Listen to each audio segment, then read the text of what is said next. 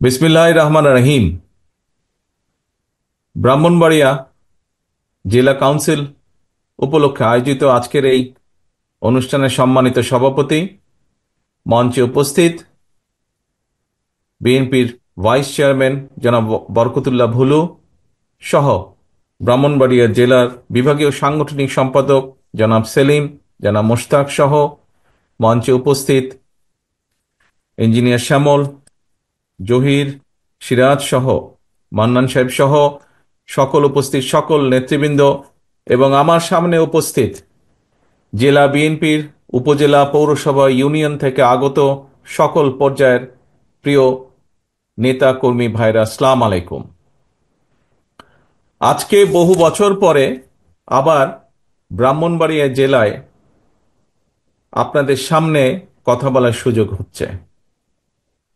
প্রিয় সহকর্মীবৃন্দ, আপনারা যারা সামনে বসে আছেন, আপনারা যদি আপনাদের পেছনে দেখেন এবং আপনারা যারা পেছনে আছেন, এই প্যান্ডেলের নিচে পেছনে আছেন, তারা যদি সামনে দেখেন, তাহলে আপনাদের চোখের সামনে যে দৃশ্যটি ভেসে উঠবে, এই দৃশ্যটি একটি কথা বলে। কি সেই কথা? ঐক্য হচ্ছে শক্তি। ঐক্য হচ্ছে শক্তি। কি বলে এই কথাটি? এই কথাটি বলে যে ঐক্য হচ্ছে শক্তি। প্রিয় সহকর্মীবৃন্দ, একটি রাজনৈতিক দলের সম্মেলন কেন প্রয়োজন? সম্মেলন প্রয়োজন দলকে ঐক্যবদ্ধ করার জন্য।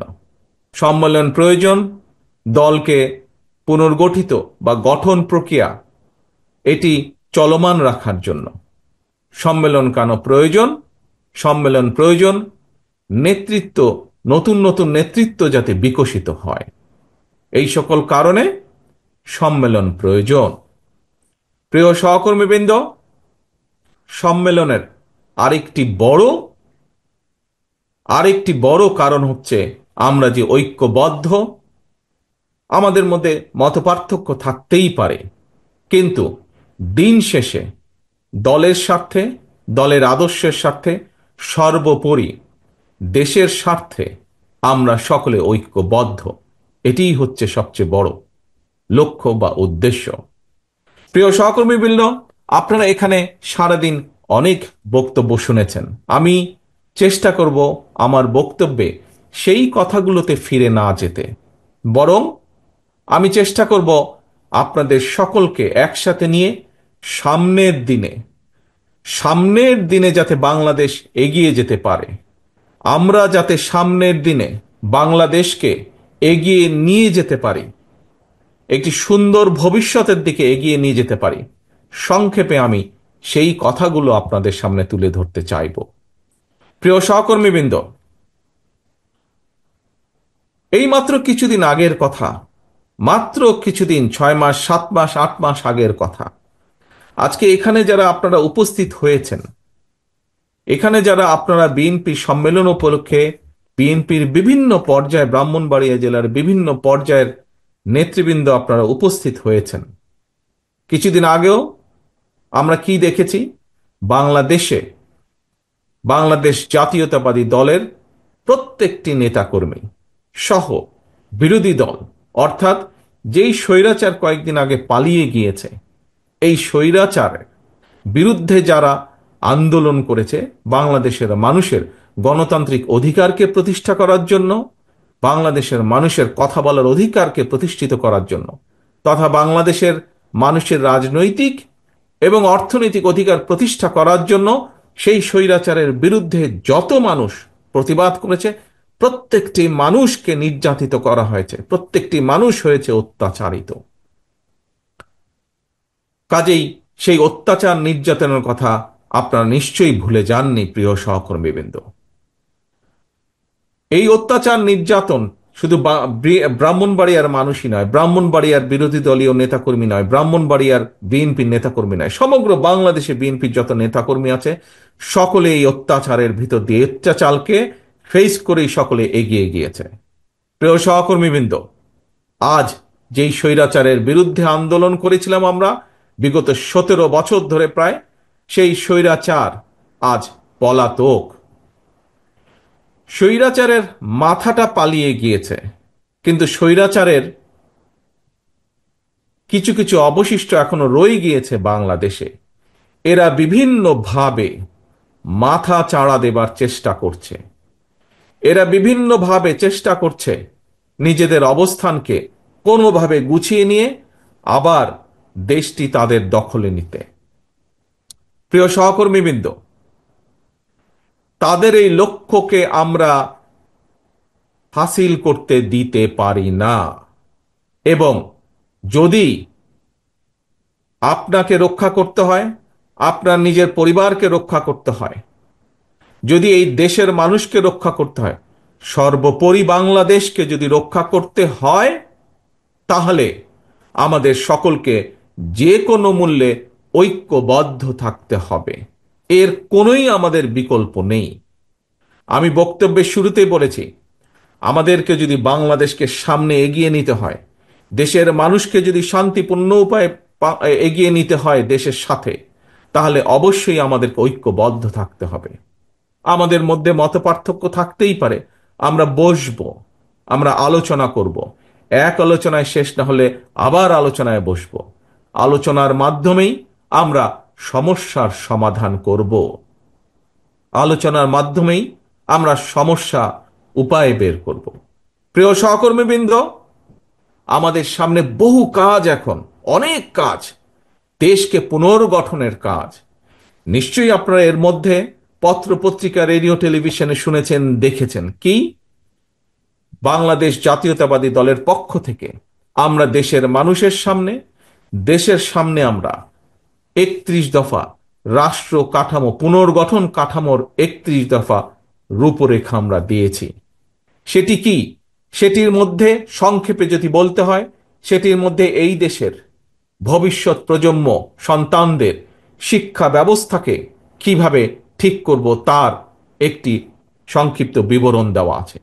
এই দেশে বেকারদের কর্মসংস্থানের জন্য আমরা কি কি করতে চাই তার কথা উল্লেখ করা আছে। এই দেশের মানুষের স্বাস্থ্য নিয়ে আমরা কি করতে চাই তার কথা উল্লেখ করা আছে। এই দেশের কৃষি ব্যবস্থা আমরা কি করতে চাই তার উল্লেখ করা আছে। এই দেশের শিল্পের ব্যবস্থা আমরা কি করতে চাই আগামী দিনে তার কথা উল্লেখ করা আছে। প্রিয় সহকর্মীবৃন্দ, অর্থাৎ সমগ্র দেশকে পুনর্গঠন করার জন্য কি কি করতে চায় বিএনপি, সমগ্র দেশের মানুষকে বিভিন্ন সমস্যা থেকে পর্যায়ক্রমিকভাবে বের করে আনার জন্য বাংলাদেশ জাতীয়তাবাদী দল, আপনাদের দল কি করতে চায় দেশের জন্য, সেই কথাগুলো বলা আছে। কাজেই আমাদেরকে আজকে সেই কাজগুলো আমাদেরকে বাস্তবায়ন করতে হবে। যেই কাজগুলো বাস্তবায়ন করার মাধ্যমে আমরা দেশের শিক্ষা ব্যবস্থাকে এই দেশের উপযোগী, এই দেশের ভবিষ্যৎ প্রজন্মের উপযোগী করে করতে পারবো, সেই পদক্ষেপ আমাদেরকে গ্রহণ করতে হবে। যেই কাজ করার মাধ্যমে আমরা এই দেশের বেকারদের কর্মসংস্থান করতে পারবো, এই দেশের লক্ষ কোটি মা বোনদের, ভাইদের আমরা কর্মসংস্থানের ব্যবস্থা করতে পারবো, তার উদ্যোগ গ্রহণ করতে হবে। কি করে আমরা কৃষির উৎপাদন বাড়াবো, যে কৃষির উৎপাদন বাড়ানোর মাধ্যমে একদিকে যেমন আমরা কৃষকের হাতে তার দ্রব্যের ন্যায্য মূল্য পৌঁছে দিতে চাই, একইভাবে আমরা বাজারে যে জিনিসপত্রের দামের লাগামহীন গতি, সেই গতিকে আমরা টেনে ধরতে চাই। প্রিয় সহকর্মীবৃন্দ, এই দেশ 20 কোটি মানুষ, 20 কোটি মানুষের জন্য বহু কলকারখানা প্রয়োজন। 20 কোটি মানুষ, অন্তত 20 কোটি মানুষ, এই 20 কোটি মানুষের চাষাবাদের জন্য পানির প্রয়োজন, তার জন্য খাল খনন করতে হবে। আপনারা দেখেছেন কিভাবে এই জেলারই বিভিন্ন নদ নদী খালগুলো কিভাবে, খাল বিলগুলো কিভাবে ভরাট হয়ে গিয়েছে, কিভাবে ভরাট হয়ে যাবার কারণে বর্ষার মৌসুমে একদিকে যেমন বন্যা হয়, শুষ্ক মৌসুমে সেভাবে এলাকার মানুষ পানি পায় না। ঠিক এই অবস্থা বিরাজ করছে বাংলাদেশের পুরা বাংলাদেশের সবগুলো জায়গায়। সেই সমস্যার সমাধান করতে হবে আমাদের, খাল খনন করতে হবে আমাদেরকে, নদীগুলো খনন করতে হবে। এরকম আরো বহু কাজ আছে, বহু কাজ আছে আমাদের দেশকে পুনর্গঠন করার জন্য। আজকে যদি আমরা শুধুমাত্র নিজেদের স্বার্থ রক্ষার জন্য, নিজেদের স্বার্থ চিন্তা করার জন্য যদি আমরা শুধু তর্কে লিপ্ত থাকি আজ, তাহলে দেশ ধ্বংসের কিনারায় পৌঁছে গিয়েছে। সেই কিনারা থেকে দেশ পড়ে যাবে, সেই দেশকে আর উঠানো সম্ভব হবে না। আজকে যদি আমরা শুধুমাত্র নিজেদের স্বার্থ রক্ষার জন্য যদি তর্ক বিতর্কে লিপ্ত থাকি, সবচেয়ে বড় লাভবান কে হবে? সবচেয়ে বড় লাভবান হবে সেই পালিয়ে যাওয়া স্বৈরাচার, হবে সবচেয়ে বড় লাভবান। প্রিয় সহকর্মীবৃন্দ, থাকতেই পারে, প্রতিবার যেই কথাটি আমি আপনাদের সামনে বলেছি, অন্য অন্য জায়গায় আমি বলেছি, হ্যাঁ, বিভিন্ন মতামত থাকতেই পারে বিভিন্ন বিষয়ে, সেটি রাজনীতির বিষয় হোক, আগামী দিনে সংসদ কিভাবে পরিচালিত হবে সেই বিষয় হোক, আগামী দিনে সংসদের মেয়াদ কত হবে সেই বিষয়ই হোক, যে বিষয় হোক না কেন, কোন সরকারের মেয়াদ কত হবে, সংসদের মেয়াদ কত হবে, কত একজন মানুষ কতবার প্রধানমন্ত্রী হতে পারবে, এরকম বিভিন্ন বিষয় থাকতেই পারে। কিন্তু সেই বিষয়গুলো আমরা আলোচনার মাধ্যমে সমাধান করতে সক্ষম। সেই বিষয়গুলো নিয়ে যদি মাত্রা অতিরিক্ত আলোচনা করি আমরা, তাহলে রাষ্ট্র পুনর্গঠন থেকে আমরা পিছিয়ে যাব। এবং রাষ্ট্র পুনর্গঠন থেকে যদি আমরা পিছিয়ে যাই, তাহলে এই দেশ এবং দেশের মানুষ ক্ষতিগ্রস্ত হবে।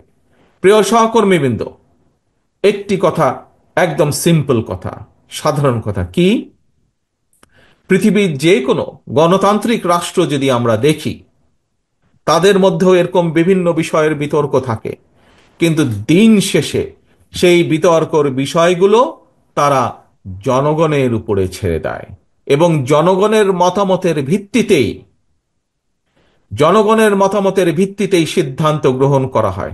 অর্থাৎ বিভিন্ন মতামত বিভিন্ন ব্যক্তি বা দলের পক্ষ থেকে জনগণের সামনে উপস্থাপন করা হয় এবং জনগণের কাছে সেই দায়িত্ব দেওয়া হয়, জনগণ যেটিকে গ্রহণ করবে সেটিকেই গ্রহণ হিসেবে ধরে নেওয়া হয়। এবং সেটি করার উপায় কি?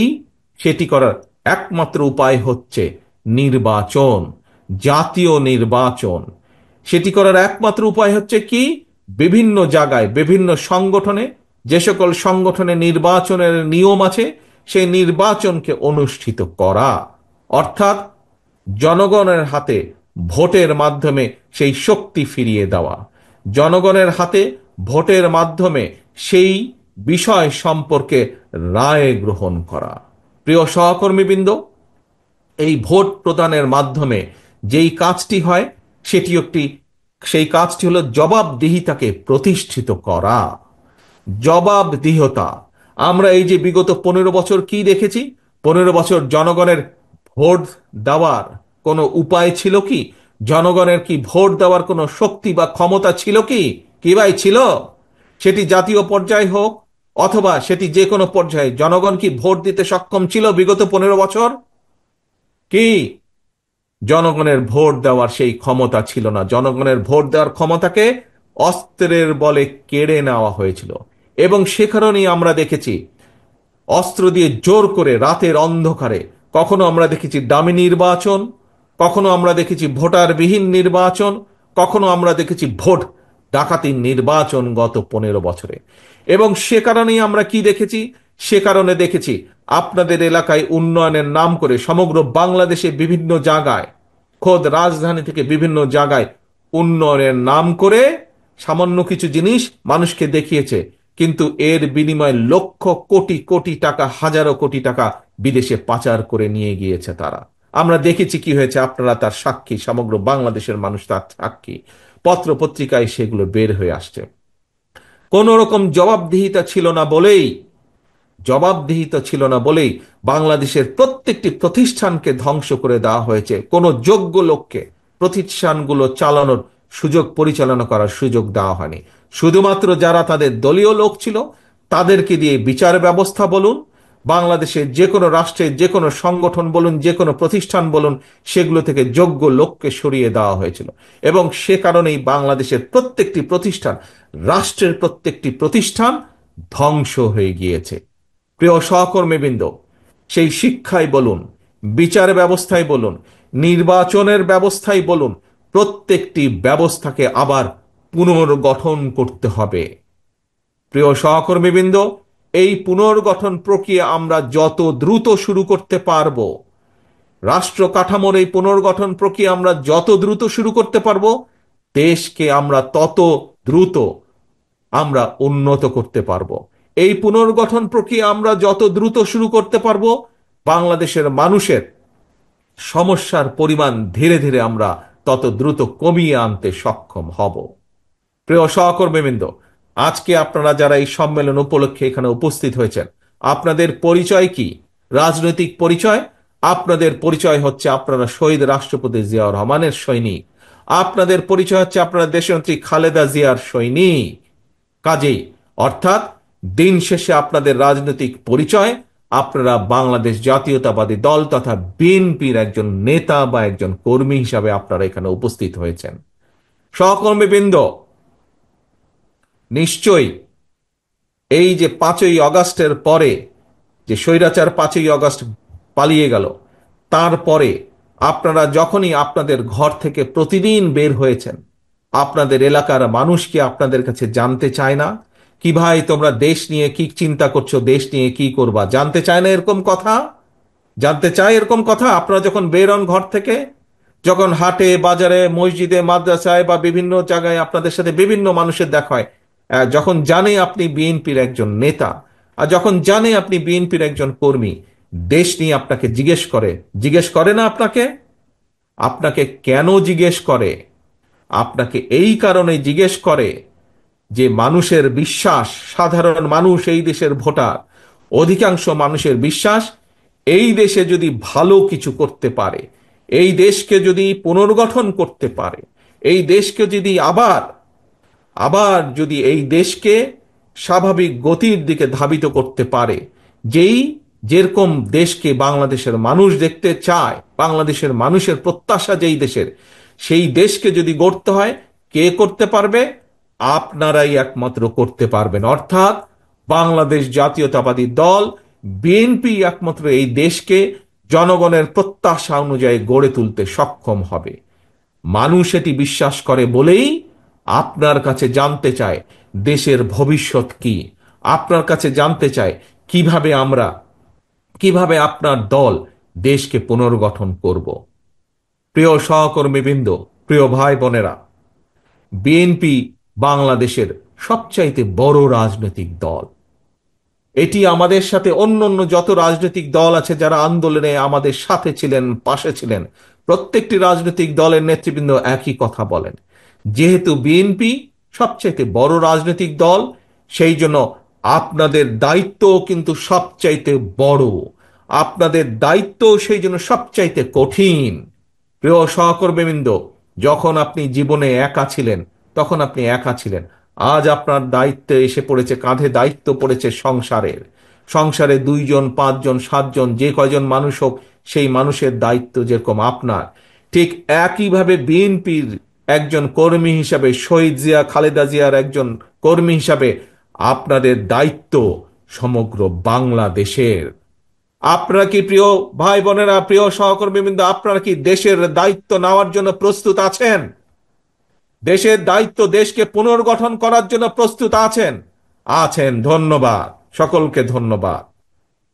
যদি এই দায়িত্ব আপনাদেরকে পালন করতে হয়, যদি এই দায়িত্ব আপনারা সঠিকভাবে পালন করতে চান, তাহলে সবচাইতে পূর্ব শর্ত হচ্ছে, 1 নম্বর শর্ত হচ্ছে, তাহলে আমাদের সকলকে যে কোনো মূল্যে ঐক্যবদ্ধ থাকতে হবে।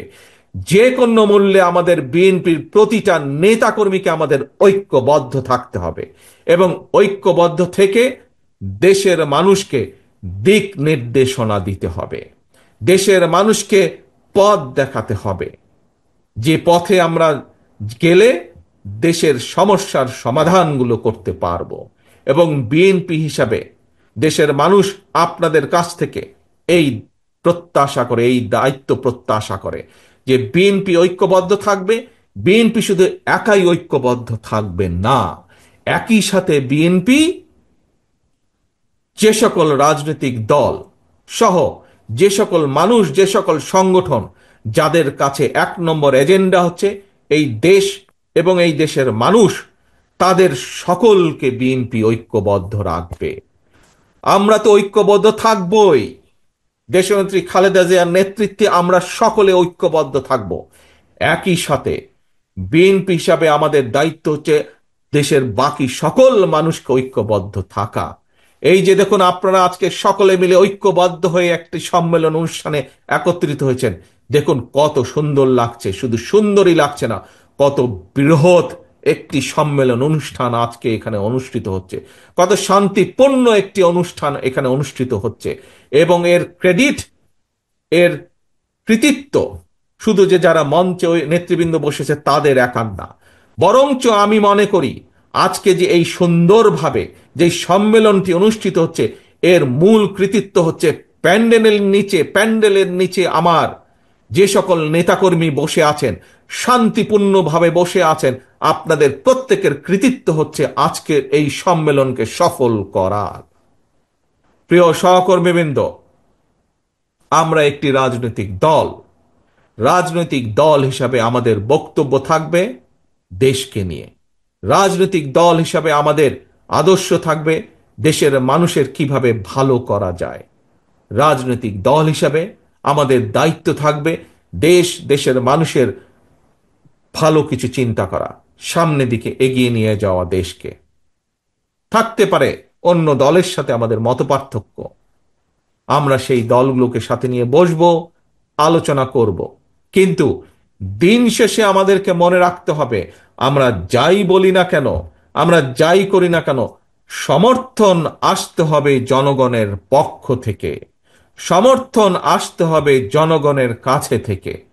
প্রিয় সহকর্মীবৃন্দ, সেজন্যই আমি বলি, সেজন্যই আমি একটি কথা বলি, আমাদেরকে থাকতে হবে জনগণের সাথে, আমাদেরকে রাখতে হবে জনগণকে সাথে। কারণ জনগণ আছে বলেই আমরা আছি।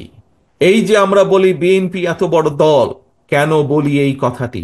কারণ বাংলাদেশের বৃহৎ জনগোষ্ঠী এই দলকে সমর্থন করে বলেই এটিই হচ্ছে আমাদের শক্তি, জনগণের শক্তি, জনগণের ঐক্যই হচ্ছে বিএনপির শক্তি। যেহেতু জনগণ আমাদের সাথে আছে, জনগণের সাথে আমরা আছি, যেহেতু জনগণ আমাদের পেছনে আছে, যেহেতু জনগণ আমাদের কাছে প্রত্যাশা করছে, জনগণ সমর্থন দিচ্ছে, সেই জন্যই বিএনপি আজ বাংলাদেশের সর্ববৃহৎ দল। একটু আগে যেই কথাটি বললাম, আবারও আপনাদের সামনে সেই কথাটি বলতে চাই। বৃহৎ দল হিসাবে আমাদের দায়িত্ব হচ্ছে বড়, বৃহৎ দল হিসাবে আমাদের দায়িত্ব হচ্ছে গুরুত্বপূর্ণ। এখানে উপস্থিত প্রত্যেকটি মানুষের, প্রত্যেকটি নেতাকর্মীর দায়িত্ব হচ্ছে অনেক বড়, প্রত্যেকটি নেতাকর্মীর দায়িত্ব হচ্ছে অনেক গুরুত্বপূর্ণ। প্রিয় সহকর্মীবৃন্দ, প্রিয় আমার নেতৃবৃন্দ, আপনারা হয়তো কেউ বলতে পারেন নিজের মনে মনে, আরে ভাই আমি তো ইউনিয়নের একটা নেতা, আমার কি দায়িত্ব? No, no, no. আপনি ইউনিয়নের নেতা হতে পারেন, চিন্তা করে দেখুন তো, আপনি ইউনিয়নের নেতাই হন আর পৌরসভার ওয়ার্ডের নেতাই হন, আপনি যখন সকালে ঘর থেকে বের হন, যখন মানুষ দেখে বিএনপির এই ইউনিয়নের নেতাটি হেঁটে যাচ্ছে, যখন মানুষ দেখে এই ইউনিয়নের এই এই ওয়ার্ডের এই বিএনপির নেতাটি হেঁটে যাচ্ছে, আপনাকে মানুষ সালাম দেয় না? আপনার সাথে সমস্যার কথা আলোচনা করে না? আপনার সাথে দেশের সমস্যা, এলাকার সমস্যার কথা আলোচনা করে না? কেন করে? কারণ তারা আপনার উপরে ভরসা করতে চায়। তারা বিশ্বাস করে যে আপনি কোনো না কোনো একটি উপায় বের করে দিবেন, কোনো না একটি উপায় বাতলে দিবেন। আপনাকে ভরসা করা যায়, আপনি বিএনপির নেতা, আপনাকে ভরসা করা যায়, আপনি বিএনপির একজন কর্মী। এলাকার সমস্যার সমাধান হোক অথবা কোনো একটি সমস্যা হোক, আপনার কাছে যদি তুলে ধরতে পারে, আপনি হয়তো সেই সমস্যার সমাধান করতে পারবেন। এই বিশ্বাস মানুষের আছে।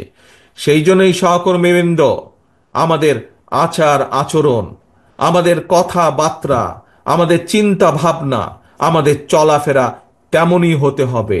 যেমন চিন্তা ভাবনা হলে, যেমন চলাফেরা হলে, যেমন উঠা বসা হলে মানুষের আস্থা আমরা পাবো। মানুষের আস্থা যত পাবো আমরা, আমাদের রাজনীতি তত সফল হবে। মানুষের সমর্থন যত পাবো আমরা, ততই আমাদের দল শক্তিশালী হবে এবং আপনার সম্মানও বৃদ্ধি পাবে।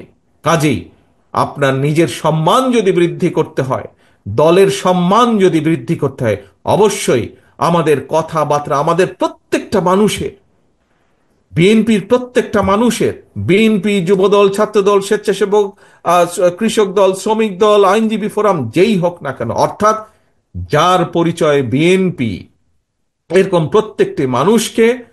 প্রত্যেকটি মানুষের উঠা বসা চলাফেরা কথাবার্তা সেই রকম হতে হবে, যেরকম হলে একজন সাধারণ মানুষের তার প্রতি শ্রদ্ধা সম্মান বৃদ্ধি পাবে। পরিশেষে কথা একটি, প্রিয় সহকর্মীবৃন্দ, আমাদের সকলকে ঐক্যবদ্ধ থাকতে হবে। বিএনপির প্রত্যেকটি নেতাকর্মীকে ঐক্যবদ্ধ থাকতে হবে, এবং বিএনপির সর্বোপরি দায়িত্ব হচ্ছে আমরা গণতন্ত্রের পক্ষের প্রতিটি মানুষ বাংলাদেশের, আমরা গণতন্ত্রের পক্ষের প্রতিটি সংগঠন, প্রতিটি দলকে আমরা ঐক্যবদ্ধ রাখার চেষ্টা করব। এবং আমরা যত বেশি ঐক্যবদ্ধ থাকব, তত আমরা দেশকে সামনের দিকে এগিয়ে নিয়ে যেতে পারবো। আপনাদের মনে রাখতে হবে, একটি কথা আমাদের পরিষ্কার মনে রাখতে হবে, বিএনপি 1975 সালের পরে যখন দেশ ভেঙে পড়েছিল, এখানে বহু মুরব্বী উপস্থিত আছেন, তাদের মনে আছে 75 সালের পরে দেশ যেরকম ভেঙে পড়েছিল, দুর্ভিক্ষে ছেয়ে গিয়েছিল, দুর্ভিক্ষে লক্ষ লক্ষ মানুষ মারা গিয়েছিল।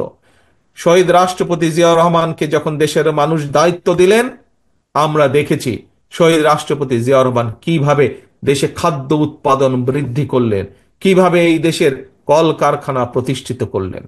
একইভাবে 90-এ স্বৈরাচার যখন দেশকে ধ্বংস করে দিয়েছিল, আমরা দেখেছি পরবর্তীকালে 91 সালে যখন দেশনেত্রী খালেদা জিয়ার নেতৃত্বে দেশের মানুষ বিএনপিকে দায়িত্ব দিয়েছে, সেই সময় কিভাবে দেশনেত্রী খালেদা জিয়া আবার দেশকে পুনর্গঠন করেছিলেন।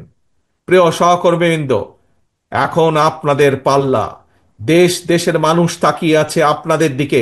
আপনারা কিভাবে দেশকে পুনর্গঠন করবেন, কিভাবে দেশকে সামনে এগিয়ে নিয়ে যাবেন।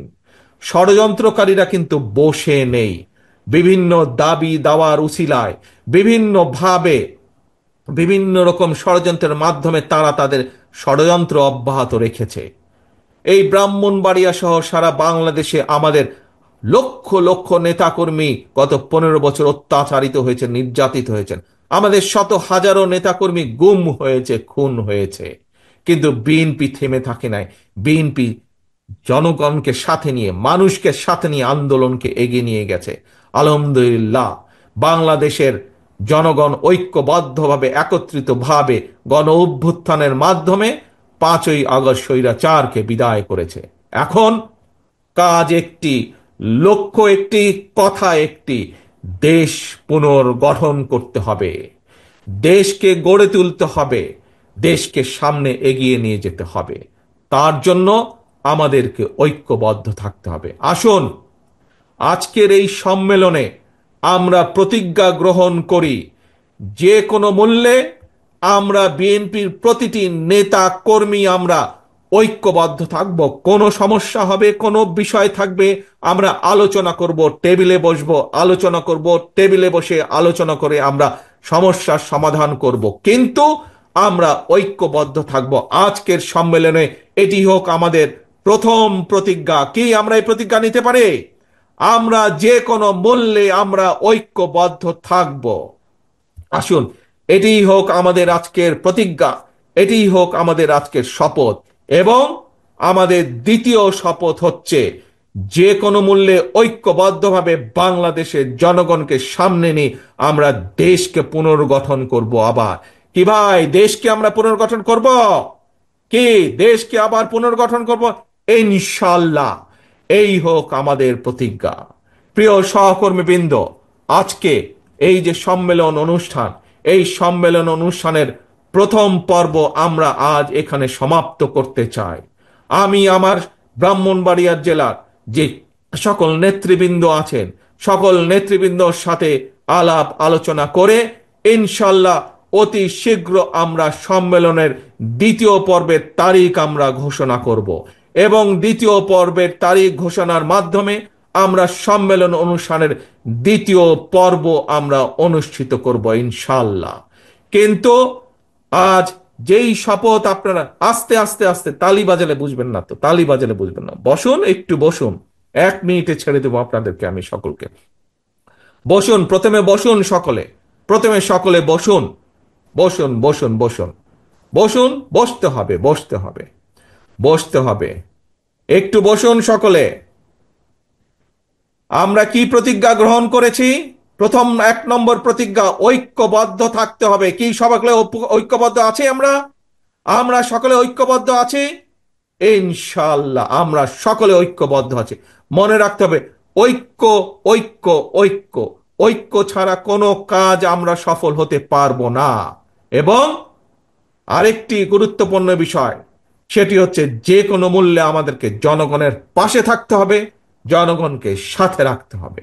আসুন, প্রথম পর্ব যেরকম আমরা আজ সুন্দরভাবে, সফলভাবে আল্লাহর রহমতে শেষ করেছি, আমরা যাতে একইভাবে সুন্দরভাবে, সফলভাবে দ্বিতীয় সম্মেলনের দ্বিতীয় অংশ যাতে আমরা আগামী কয়েকদিনের মধ্যে সুন্দরভাবে সম্পন্ন করতে পারি, এই দোয়া চেয়ে এবং আমরা সকলে ঐক্যবদ্ধ থাকব, এই শপথ গ্রহণের মাধ্যমে সেই প্রত্যাশা রেখে আমি আমার বক্তব্য শেষ করছি। আল্লাহ হাফেজ। বাংলাদেশ জিন্দাবাদ। বাংলাদেশ জাতীয়তাবাদী দল জিন্দাবাদ।